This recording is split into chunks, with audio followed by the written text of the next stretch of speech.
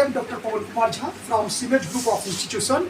Today we will discuss how to compute या determination of GAV. आज के session में बच्चे हम लोग ये समझेंगे कि GAV कैसे कैलकुलेट किया जाता है हाउस प्रॉपर्टी चैप्टर में। तो अपने शब्दों में इसको कह सकते हैं कि GAV is calculated under the two वे।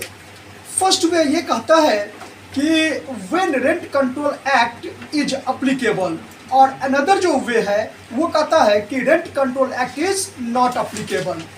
तो जब अप्लीकेबल हो तो in this case rent control act is applicable, तो standard rent is given in the question. बच्चे चार रेंट के बारे में हम लोग को समझना है। सबसे पहला जो रेंट होता है उसको हम लोग कहते हैं एक्चुअल रेंट।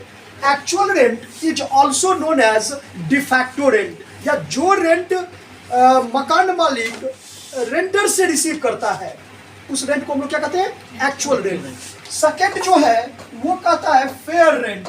फेयर रेंट का मतलब वो रेंट होता है जो उस लोकेलिटी में जहां पर वो मकान है, जहां पर वो किराए पर लगाए हुए हैं, तो उनके मकान के बगल वाले मकान का जो किराया होगा वो कहता है फेयर रेंट। और तीसरा आता है म्युनिसिपल वैल्यूएशन, जिसको हम शॉर्ट फॉर्म में एम भी कहते हैं, जो नगर निगम के द्वारा तय किया जाता है। और चौथा होता है स्टैंडर्ड रेंट। स्टैंडर्ड रेंट का मतलब वो रेंट जो रेंट कंट्रोल एक्ट के हिसाब से तय किया जाता है। यानी स्टैंडर्ड रेंट उसी सिचुएशन में, उसी कंडीशन में रहेगा जिस कंडीशन में आपको rent control act is applicable होगा। तो नॉट अप्लीकेबल होगा तो इसका मतलब है ये रेंट आपको गिवन नहीं रहेगा क्वेश्चन में। मतलब क्वेश्चन में standard rent is not given in the question, तो आप अंडरस्टूड मतलब समझ जाएंगे कि वहां पर रेंट कंट्रोल एक्ट अप्लीकेबल नहीं है।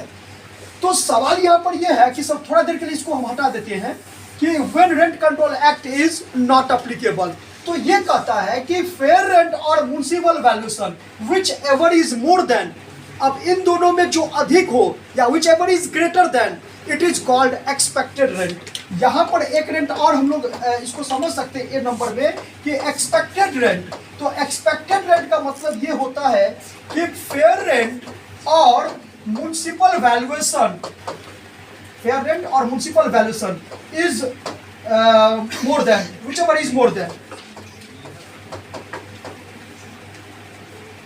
whichever is more than। ये हमको समझना है, सिंपल लैंग्वेज में समझना है कि आपको एक्सपेक्टेड रेंट वो रेंट कहलाएगा जो फेयर रेंट और म्युनिसिपल वैल्यूएशन दोनों में अधिक होगा। सिंपल लॉजिक है कि अगर आपको फेयर रेंट 10,000 है और म्युनिसिपल वैल्यूएशन 15,000 है, तो इसका मतलब है 15,000 क्या कहलाएगा, एक्सपेक्टेड रेंट कहलाएगा। और फिर उसके बाद जो बी नंबर कंडीशन आएगा वो आ जाएगा, यहां से ऊपर से लेंगे ये एक्चुअल रेंट, और which ever is more then is called GAV।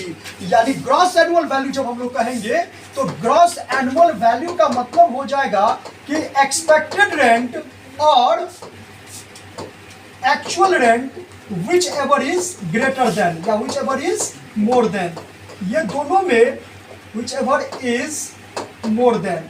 तो आई होप कि ये कंडीशन आपको समझ में आया होगा बच्चे आप लोगों को कि ग्रॉस एनुअल वैल्यू जब भी कैलकुलेट करेंगे दो कंडीशन में कैलकुलेट करेंगे, रेंट कंट्रोल एक्ट अप्लीकेबल है कि रेंट कंट्रोल एक्ट अप्लीकेबल नहीं है। अब अगर ये क्वेश्चन में स्पेसिफाई नहीं किया हुआ है तो हम स्टैंडर्ड रेंट के पॉइंट ऑफ व्यू से समझेंगे कि यहाँ पर रेंट कंट्रोल एक्ट अप्लीकेबल है कि रेंट कंट्रोल एक्ट अप्लीकेबल नहीं है। अब दूसरी तरफ जब ये हम लोग नॉर्मल कंडीशन में समझ गए कि आपको actual rent, fair rent, municipal valuation, तो सबसे पहला काम ये करेंगे फेयर रेंट, म्युनिसिपल वैल्यूएशन जो दोनों में अधिक होगा उसको हम लोग एक्सपेक्टेड रेंट कहेंगे, और फिर एक्सपेक्टेड रेंट को एक्चुअल रेंट से कंपेयर करेंगे, it is called which ever is more then is called gross annual value. थोड़ा देर के लिए हम इसको हटाएंगे तो यहाँ पर एक कंडीशन, दूसरा जो कंडीशन है कि rent control act is applicable, तो उसको समझेंगे। तो उसमें सिंपल है कि एक एक्स्ट्रा रेंट जिसके बारे में हम डिस्कशन किए हैं standard rent.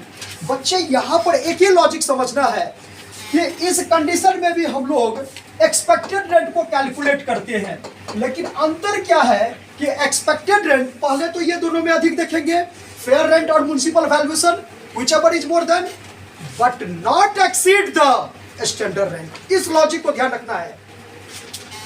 Fair municipal valuation और fair rent, whichever is more then but not exceed the standard rent, it is called expected rent. और एक्सपेक्टेड रेंट हो जाएगा, फिर उसको कंपेयर किससे करेंगे? एक्चुअल रेंट से, which ever is more then is called gross annual value. तो I hope कि बच्चे आप लोग को समझ में आया होगा। Thank you all of you.